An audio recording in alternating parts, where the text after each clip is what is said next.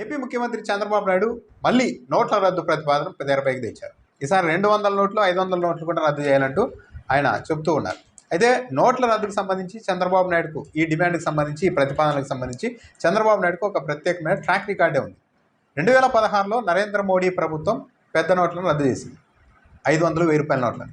అప్పుడు వెంటనే చంద్రబాబు నాయుడు ఇది నా ఐడియానే, నేనే నరేంద్ర మోడీకి ఈ ప్రతిపాదన ఈ సలహా ఇచ్చాను, అంత కొద్ది రోజుల ముందే లేఖ కూడా రాశాను, నా సలహాను పాటించే నరేంద్ర మోడీ నోటు రద్దు చేశారంటూ తులుతో మాట్లాడారు, పూర్తిగా సమర్థించారు.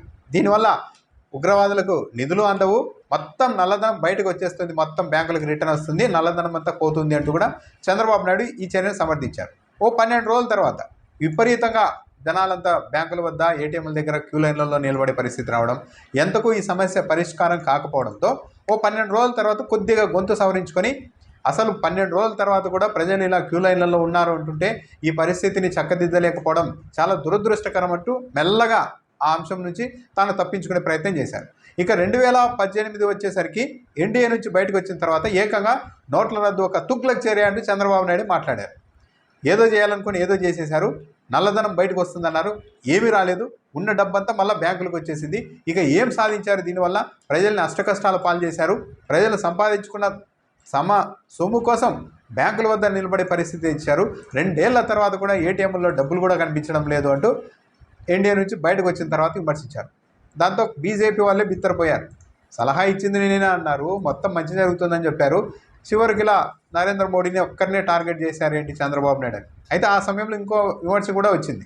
చంద్రబాబు నాయుడుకి అప్పట్లో కేంద్రంలో ఉన్న కొందరు పెద్దల ద్వారా, తనకు అత్యంత సన్నిహితులైన వ్యక్తుల ద్వారా ఈ నోట్ల రద్దుకు సంబంధించిన సమాచారం చంద్రబాబు నాయుడుకు ముందే ఉంది, అందుకే క్రెడిట్ కొట్టేయడానికి ఆ విషయం తెలిసిన తర్వాతే నరేంద్ర మోడీకి చంద్రబాబు నాయుడు ఒక లేఖ రాశారు అన్న విమర్శతో పాటు ఈ నోట్లు రద్దవుతాయని తెలిసే చంద్రబాబు నాయుడు హెరిటేజ్లోని తన వాటాలను ఫ్యూచర్ గ్రూప్కు విక్రయించడంతో పాటు ఆ ఫ్యూచర్ గ్రూప్లో వాటాలని తీసుకున్నారు తిరిగి.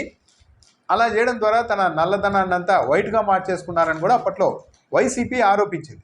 చంద్రబాబు నాయుడు కూడా అప్పట్లో చెప్పింది ఏంటంటే రాజకీయ అవినీతి కూడా పెరుగుతోంది, ఈ పెద్ద నోట్లు లేకపోతే రాజకీయాల్లో కూడా అవినీతి తగ్గిపోతుంది, బ్లాక్ మనీ తగ్గిపోతుందని చెప్పేవారు.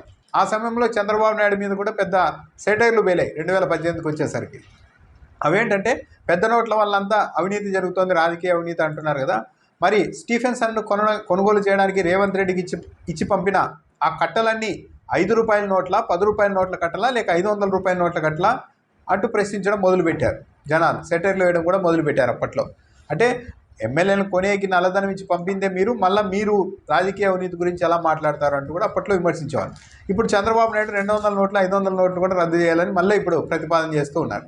అయితే ఇప్పుడు ఎన్డీఏలో చంద్రబాబు నాయుడు భాగస్వామిగా ఉన్నప్పటికీ కూడా చంద్రబాబు నాయుడు ఇచ్చే సలహాలను మాత్రం నరేంద్ర మోడీ పాటించే అవకాశం లేదు. అందులోనూ ఇలా నోట్ల రద్దు లాంటి వ్యవహారాల్లో అస్సలు పాటించరు. ఎందుకంటే అప్పట్లో మొత్తం ముందుకు తోసి నేనే చేయించా, నేనే సలహా ఇచ్చా, అద్భుతం బ్రహ్మాండంగా జరుగుతుందని చెప్పిన చంద్రబాబు నాయుడే కొన్ని రోజుల తర్వాత మొత్తం నరేంద్ర మోడీ మీదకి నిందను తోసేసి తనకేమీ తెలియనట్టు యూటర్న్ తీసుకున్నారు.